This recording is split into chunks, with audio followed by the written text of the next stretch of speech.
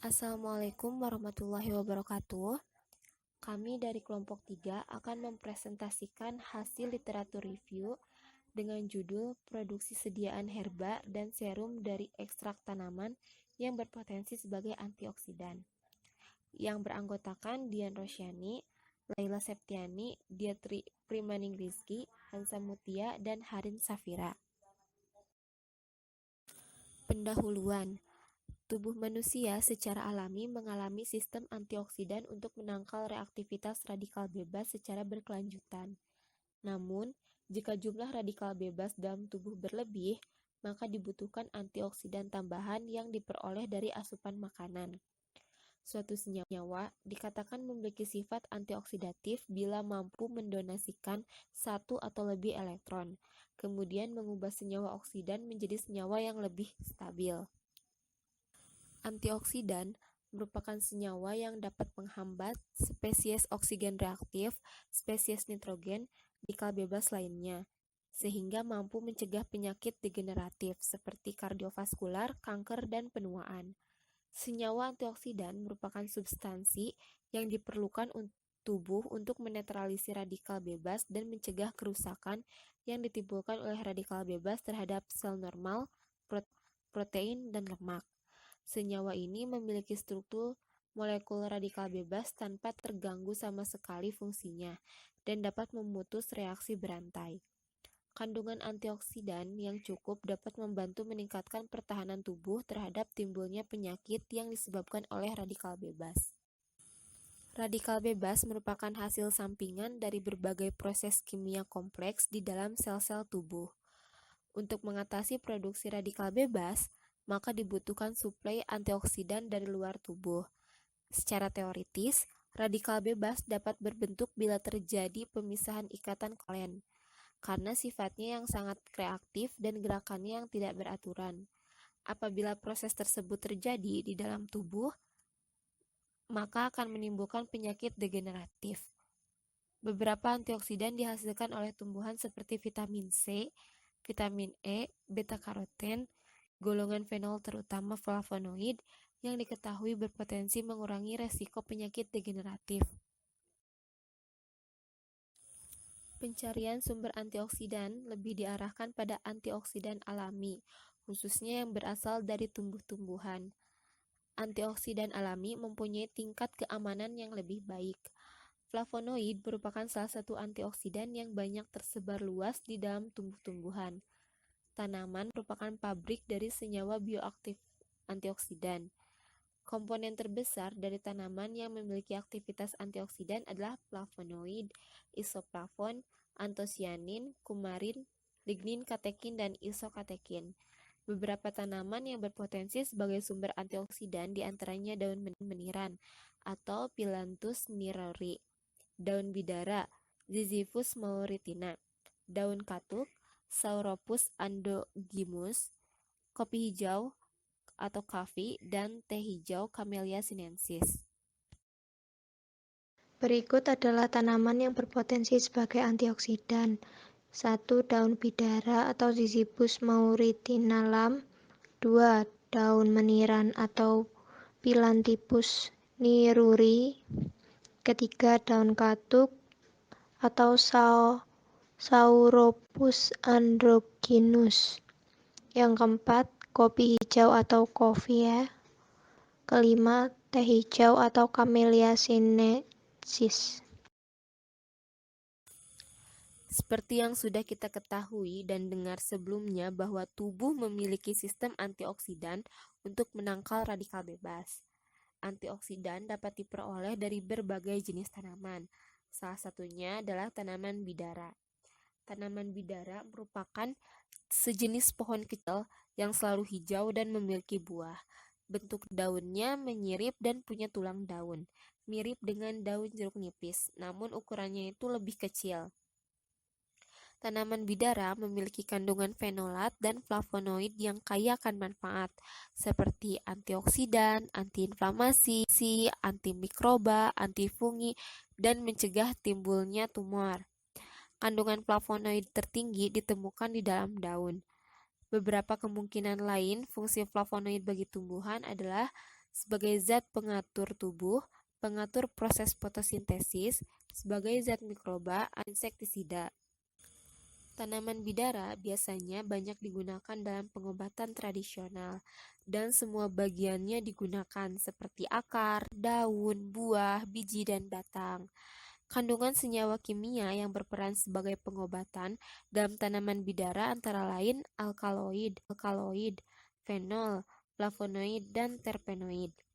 Ada banyak kegunaan tradisional lainnya untuk daun bidara, seperti orang-orang Arab dan Baduy menggunakan pasta dari akarnya untuk pengobatan gusi. Orang Baduy menggunakan teh dari buahnya untuk meningkatkan produksi ASI dan untuk mengobati hati. Di Sudan, ranting digunakan secara eksternal untuk mengobati rematik dan sengatan kalajengking.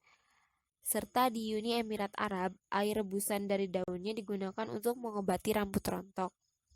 Selain digunakan dalam pengobatan, digunakan sebagai pakan untuk hewan, dan ranting-rantingnya digunakan untuk pagar. Kemudian, kayu tanaman bidara bisa digunakan untuk konstruksi dan furniture. Untuk itu, tanaman ini sering disebut sebagai tanaman serbaguna. Pada tahun 2016, Haira dan kawan-kawan melakukan sebuah penelitian tentang penentuan kadar flavonoid total dan aktivitas antioksidan ekstrak etanol daun bidara menggunakan metode serapan terhadap DPPH 1,1 difenil 2-pikrilhidrazil. Kelebihan metode tersebut adalah sederhana, cepat, mudah, cukup teliti, dan menggunakan sampel dalam jumlah yang sedikit dengan waktu yang singkat. Oleh karena itu, metode ini dapat digunakan untuk mengevaluasi aktivitas antioksidan pada ekstrak tanaman. Radikal DPPH merupakan suatu senyawa organik hidrogen tidak stabil dengan absorbansi kuat pada panjang gelombang maksimum 517 nanometer dan berwarna ungu gelap. Prinsip kerjanya bisa dilihat dari reaksi radikal DPPH dengan antioksidan, yaitu mengambil atom hidrogen atau transfer elektron yang terdapat dalam suatu senyawa antioksidan, atau bisa juga suatu senyawa antioksidan akan mendonorkan hidrogen pada DPPH dengan cara bereaksi dengan antioksidan, maka absorpsi DPPH akan berkurang, yang ditandai dengan adanya perubahan warna radikal bebas DPPH yang berwarna ungu menjadi berwarna kuning pucat. Penentuan aktivitas antioksidan dengan menggunakan metode perendaman DPPH dinyatakan dengan nilai perendaman DPPH. Metode yang dapat digunakan untuk mengetahui potensi antioksidan suatu sampel yakni terhadap persentase perendaman terhadap radikal bebas. Yang selanjutnya akan digunakan untuk mengetahui IC50. IC50 ini adalah bilangan yang menunjukkan konsentrasi ekstrak yang mampu menghambat 50% oksidasi. Dari penelitian tersebut, diperoleh kadar flavonoid total dari ekstrak etanol daun bidara Ziziphus spinacristiel sebesar 1,5312% dan memiliki aktivitas antioksidan kuat dengan nilai IC50 sebesar 90,9584 ppm. Secara spesifik, suatu senyawa dikatakan sebagai antioksidan sangat kuat untuk IC50 bernilai 50 ppm. Antioksidan kuat untuk 50-100 ppm. Untuk antioksidan sedang yaitu 100-150 ppm dan antioksidan lemah untuk IC50 di atas 150 ppm. Nilai IC50 ini berbanding terbalik dengan aktivitas antioksidan. Semakin tinggi nilai IC50, maka semakin kecil aktivitas antioksidannya. Begitu pula sebaliknya. Dengan demikian, penelitian ini memberikan bukti bahwa tanaman bidara, khususnya daun bidara ini, yaitu Ziziphus spinacristiel atau daun bidara Arab, mengandung senyawa flavonoid serta berpotensi sebagai antioksidan yang baik bagi kesehatan. Meniran termasuk salah satu jenis tumbuhan obat Indonesia yang telah digunakan secara turun-menurun untuk berbagai jenis penyakit seperti diare, malaria, sariawan sebagai diuretik, hepatoprotektor, dan imunostimulator. Khasiat meniran yang beragam tersebut berkaitan erat dengan zat atau senyawa yang dikandungnya, yaitu lignan, terpen, steroid, alkaloid, tanin, vitamin K, dan flavonoid. Kandungan flavonoid yang terdapat pada meniran menunjukkan aktivitas antioksidan antara lain dalam sistem proteksi hati dan peningkatan sistem imun. Meniran sebagai antioksidan tidak semata-mata berefek meningkatkan sistem imun, namun juga menekan sistem imun apabila aktivitasnya berlebihan. Jika aktivitas sistem imun berkurang, maka kandungan flavonoid dalam meniran akan mengirimkan sinyal intraseluler pada reseptor sel untuk meningkatkan aktivitasnya. Sebaliknya, jika sistem imun kerjanya berlebih, maka meniran berkhasiat dalam mengurangi kerja sistem imun tersebut.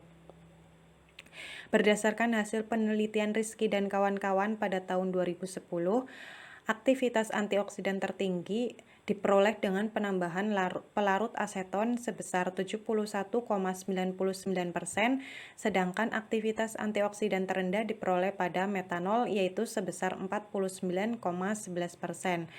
Hasil ini menunjukkan pelarut aseton efektif dalam mengekstrak senyawa antioksidan meniran. Hal ini sesuai dengan penelitian Harisul pada tahun 2012 yang melaporkan bahwa aseton menunjukkan aktivitas antioksidan ekstrak daun matoa tertinggi dibandingkan pelarut aquades, metanol, etanol, dan isopropanol. Adanya hidrogen bebas menyebabkan senyawa fenolik memiliki aktivitas antioksidan sehingga semakin tinggi juga aktivitas antioksidannya. Berdasarkan analisis regresi linier, diperoleh nilai IC50 sebesar 15,19 ppm.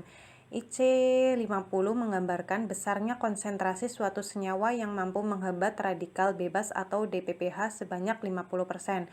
Menurut BIOS tahun 1958, melaporkan bahwa suatu senyawa memiliki antioksidan sangat kuat apabila memiliki nilai IC50 kurang dari 50 ppm. Oleh karena itu, nilai IC50 pada ekstrak meniran tergolong sangat kuat. Penggunaan jenis pelarut juga berpengaruh terhadap rendemen aktivitas antioksidan ekstrak meniran. Selanjutnya yaitu daun katuk. Katuk merupakan jenis tanaman tahunan yang setiap saat dapat dipetik dan tidak tergantung pada musim.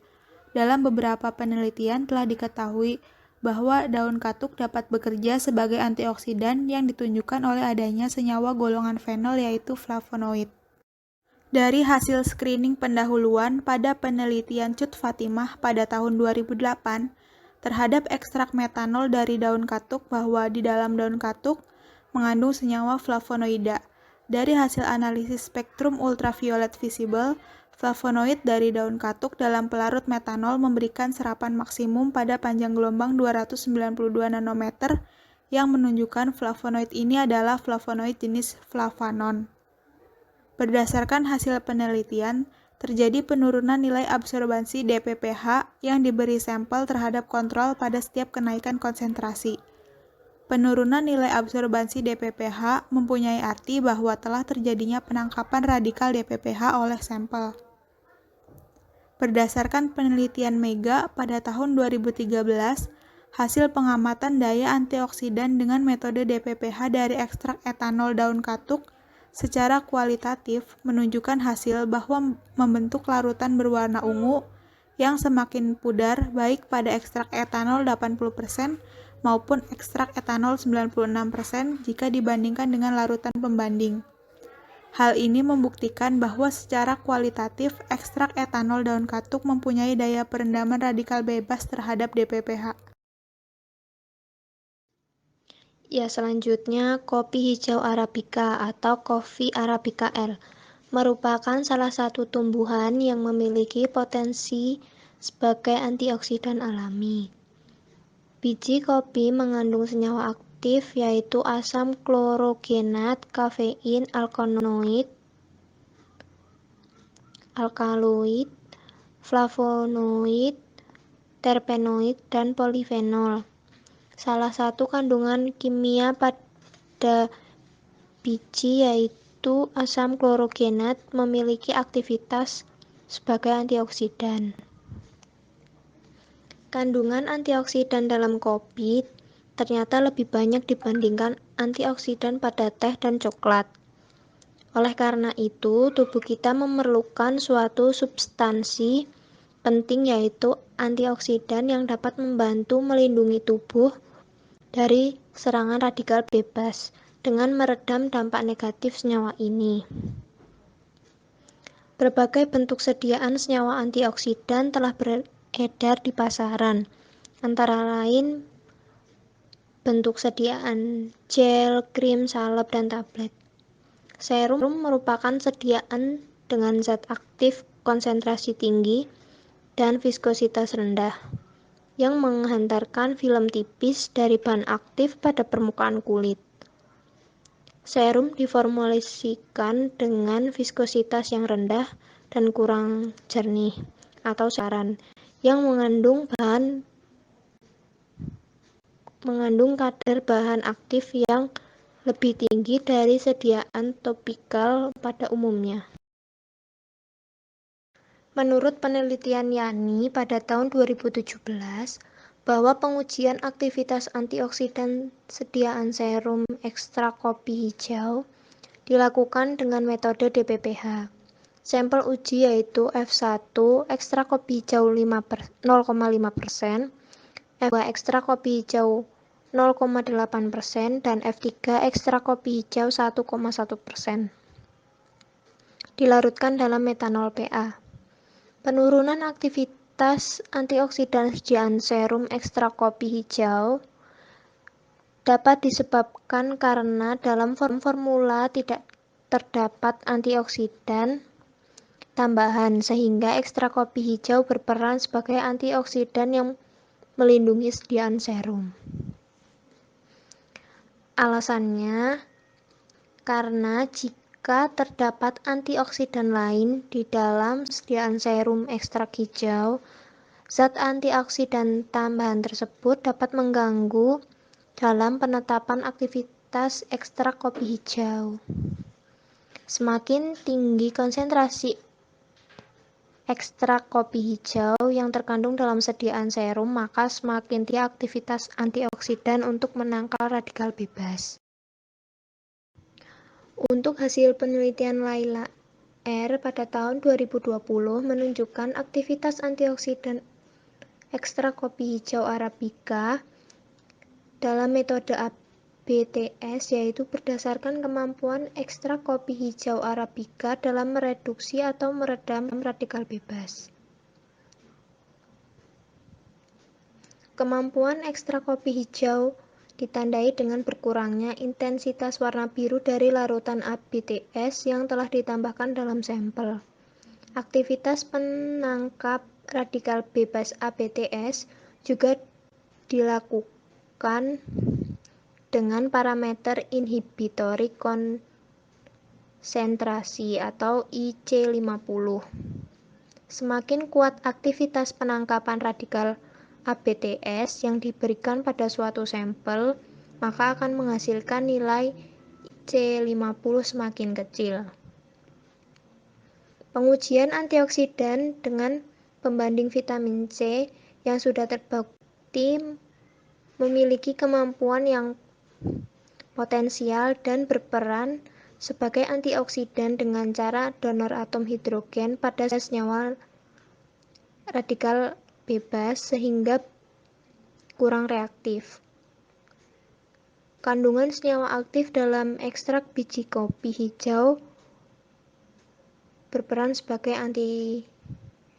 aktivitas antioksidan. Contoh tanaman selanjutnya yang mengandung antioksidan yang ampuh untuk menangkal radikal bebas adalah teh hijau, yang memiliki nama latin Camellia sinensis.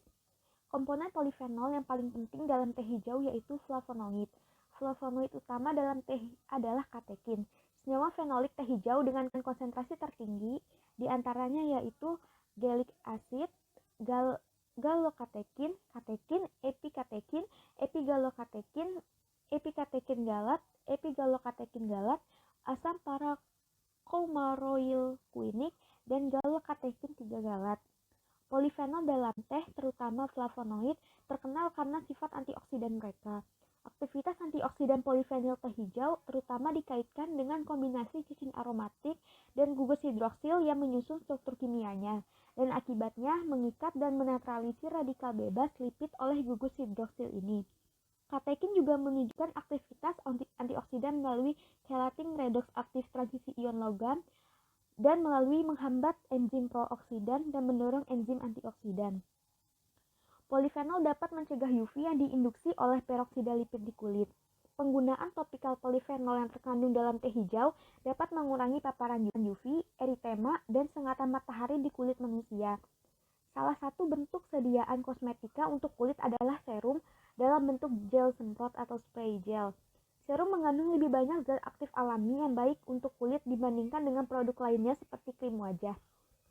Berdasarkan penelitian yang dilakukan oleh Rio Putri pada tahun 2017 mengenai sediaan serum dengan teknik gel semprot dan uji aktivitas antioksidan pada teh hijau, diperoleh hasil penetapan persentase kandungan senyawa epigalokatekin galat dan total fenol yang diduga memiliki efek antioksidan diperoleh sebesar 2,38% dan 14,39%.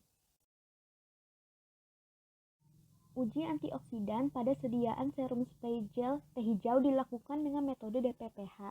Prinsip dari uji DPPH yaitu radikal bebas yang stabil akan menjadi berpasangan karena adanya donor hidrogen dari antioksidan yang nantinya akan mereduksi DPPH dan mengakibatkan nilai absorbasi dari DPPH berkurang. Pemeriksaan aktivitas antioksidan menggunakan DPPH secara spektrofotometri dilakukan dengan mereaksikan sampel serum spray gel teh hijau dengan larutan DPPH. Sampel serum spray gel teh hijau ini memiliki 3 formulasi. Ada formulasi pertama, formulasi kedua, dan formulasi ketiga. Ini masing-masing direaksikan dengan larutan DPPH. Berdasarkan hasil, diperoleh terdapat penurunan nilai absorbasi DPPH yang diberi sampel terhadap kontrol pada setiap kenaikan konsentrasi. Penurunan nilai absorbasi DPPH mempunyai arti bahwa telah terjadinya penangkapan radikal DPPH oleh sampel. Dengan penangkapan radikal tersebut, mengakibatkan ikatan rangkap pada DPPH berkurang, sehingga terjadinya penurunan absorbasi. Aktivitas antioksidan diukur sebagai penurunan serapan larutan DPPH akibat adanya penambahan sampel. Dari data pengukuran nilai absorbansi, dapat dianalisis pengaruh konsentrasi sampel dengan persentase inhibisi, di mana peningkatan aktivitas sebanding dengan bertambahnya konsentrasi. Persamaan regresi ditentukan untuk selanjutnya dari persamaan diplotkan aktivitas 50%, sehingga diperoleh harga konsentrasi efektif IC50 pada setiap formula berbeda-beda.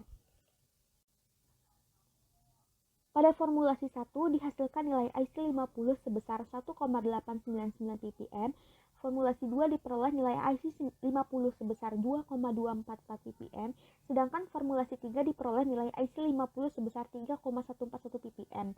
Semakin kecil nilai IC50 berarti semakin tinggi aktivitas antioksidan. Secara spesifik, suatu senyawa dikatakan sebagai antioksidan sangat kuat jika nilai IC50 kurang dari 50 ppm. Dengan demikian, formulasi 1, formulasi 2, dan formulasi 3 dari serum spray gel teh hijau ini memiliki aktivitas antioksidan sangat kuat. Kesimpulan, berdasarkan literatur review dari beberapa jurnal, dapat disimpulkan bahwa tanaman merupakan pabrik dari senyawa bioaktif antioksidan. Flavonoid merupakan salah satu antioksidan yang banyak tersebar luas di dalam tumbuh-tumbuhan. Contohnya dalam daun meniran, daun bidara, daun katuk, kopi hijau, dan teh hijau, di mana tumbuhan tersebut berpotensi sebagai sumber antioksidan yang dapat menangkal radikal bebas. Sekian presentasi dari kelompok kami, kurang lebihnya mohon maaf. Wassalamualaikum warahmatullahi wabarakatuh.